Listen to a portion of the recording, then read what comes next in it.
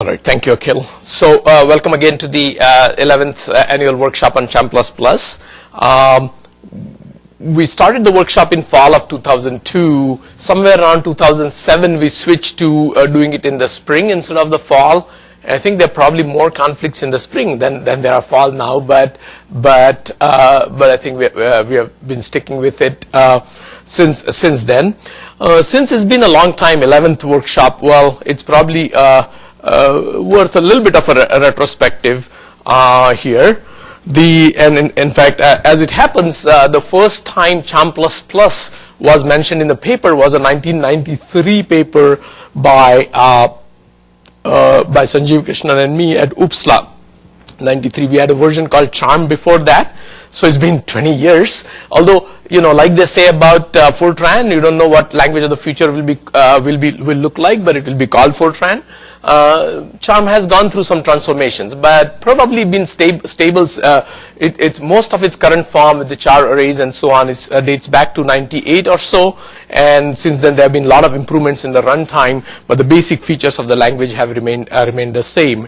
It so happened that in 1994 we articulated the design philosophy. You don't usually get a chance to write such things down in published papers, but I developed this philosophy as I was working with NAMD that basically observed what was going on during the grand challenge period of scientific computing, and said that, well, there are two trends that people tend to follow, although not everyone, but there was this trend that we computer scientists produce this beautiful platonic pursuit of beautiful ideas. We throw them over the fence to the real world and hope that the world will be happy with us. Alternatively, then some computer scientists started working with a single application, and that kind of did not lead to ideas that will apply broadly across a wide spectrum of application. So we decided that what's needed is application-oriented computer science-centered research, working on multiple full-fledged applications, developing and refining the abstractions in the context of those, and so on. And this thing we put in, like I said, in 94, there was a workshop organized on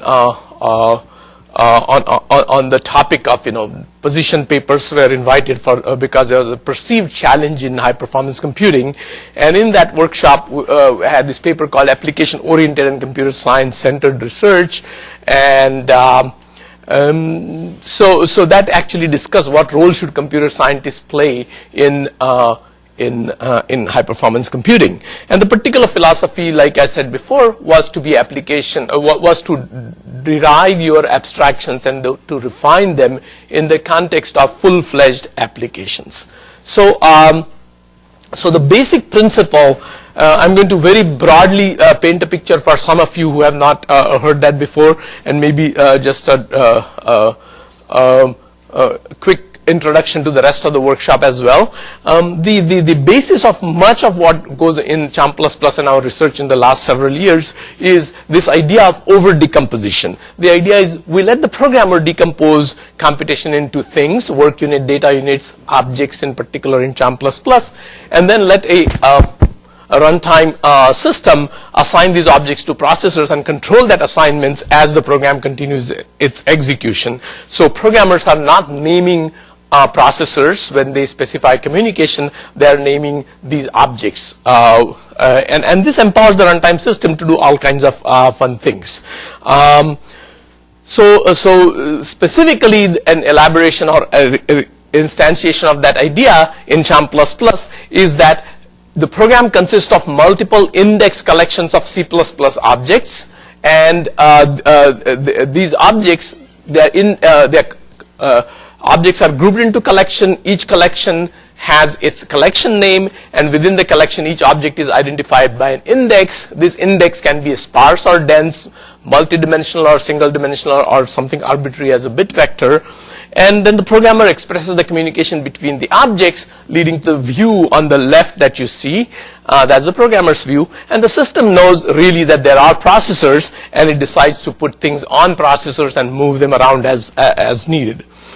This very simple idea of over-decomposition leads to many many possible runtime adaptation techniques. In particular, since there are many objects on each processor, you necessarily have to have a message-driven scheduler, and so this leads to message-driven execution.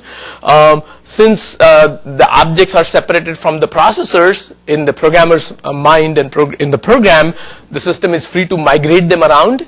And since the system is involved in communication, it mediates communication between objects by managing, by doing location management and by doing the communication, and as well as in scheduling what object runs which method next. It's involved. It can keep track of who talks to whom. It can keep track of how long which objects take, the computational loads and communication patterns, in other words. And so those three things actually give you a background or a substrate for doing all kinds of runtime adaptation. In particular, just to pick a few,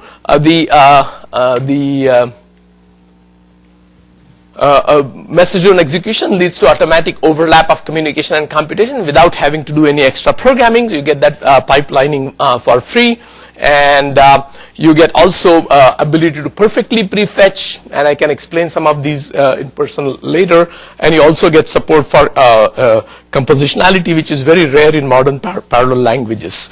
The migratability by itself, you can leverage that to develop fault tolerance protocols, and you'll hear about at least one line of protocols on that kind in a talk later today.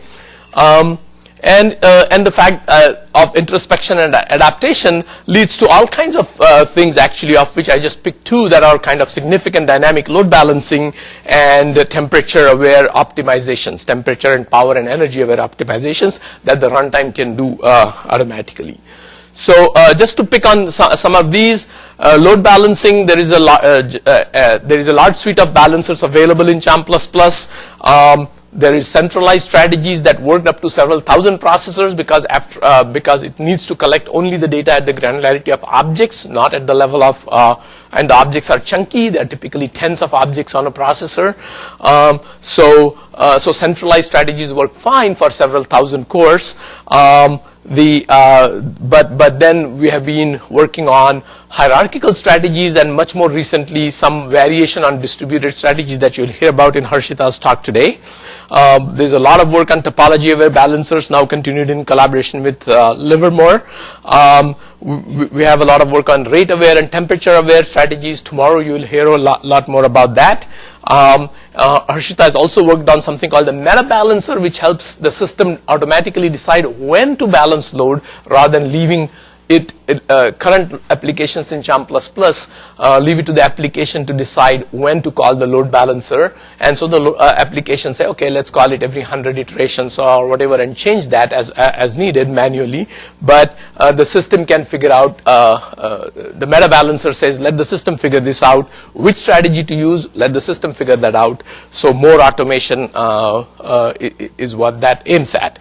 You can also write your own strategy. This is kind of going opposite direction to the meta balancer, and one has to keep both the directions in mind. You need to do more and more automation while at the same time giving enough control to the programmer that they feel like if they can optimize something better than the automatic system does, they have an option to do that. The hope is that one day fewer and fewer people, and one day probably no one, will need to do that latter option, but until then you have to have that option. That's the design philosophy we have been following.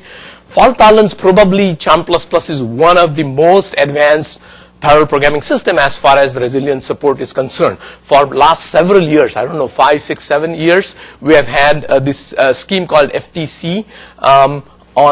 You can go to a cluster as long as you have a friendly job scheduler. You can actually just kill 9 a process, and the application will keep running.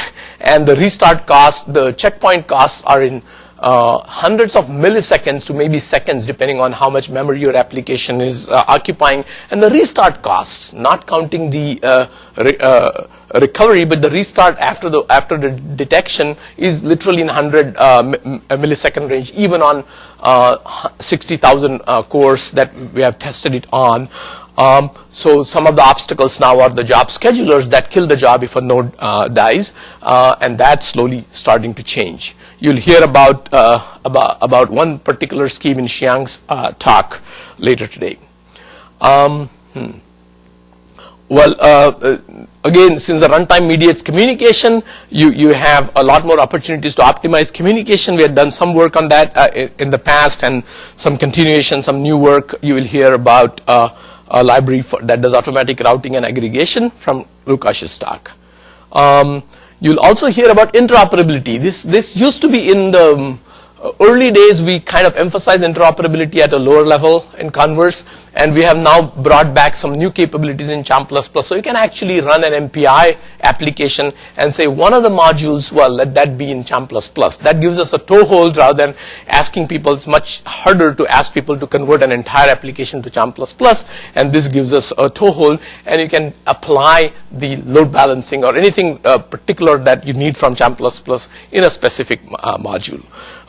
Brian McCandless will also talk about his experience with using this very raw feature, so I'm kind of curious to see what he has to say, and Nikhil will talk about it as well.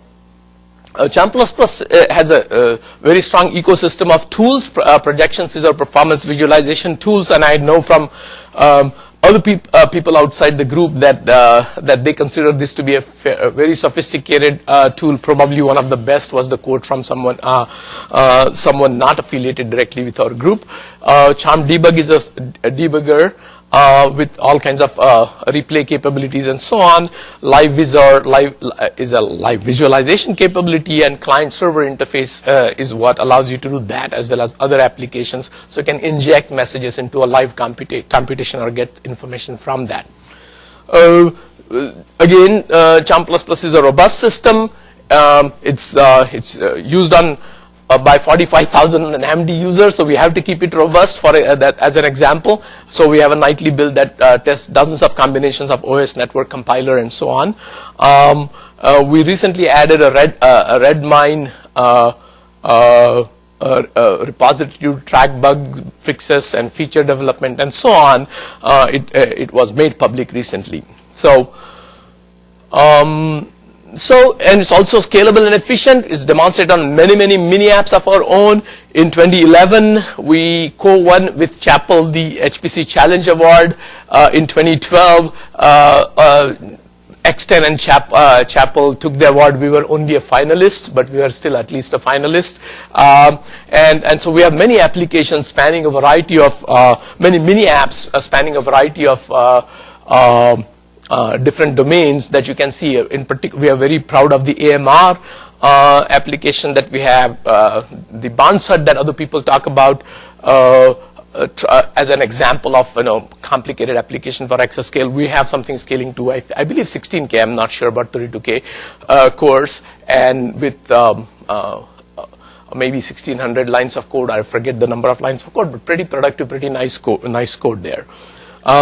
Leaving aside mini apps, we have many full-fledged applications, NAMD being one of the oldest one, but OpenAtom for quantum chemistry, Changa, you will hear more about Changa for computational astronomy, Episim-Demix, you will hear talk about that from Keith Bissett as well.